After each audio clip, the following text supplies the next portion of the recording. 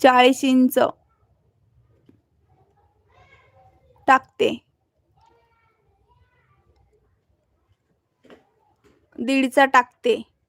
40 इंचाला 1.5चा Tux कसा जमन बरं? तुम्ही असं कसं बोलता? 40 इंच साईज म्हणल्यावर कटोरीचा आकार जास्तच असणार. त्याला कमीत कमी 2.5 इंचाचा टक्स, 2.5 इंचाच्या पुढेच 2.25-3 इंचाचा असला तरी पण चालतो. खूप छान ब्लाऊज बसेल बघा तुमचं. आता बघा मी हे 30 साईजचं ब्लाऊज आहे, तर मी याला 2 इंचाचा टक्स पॉइंट दिलेला आहे.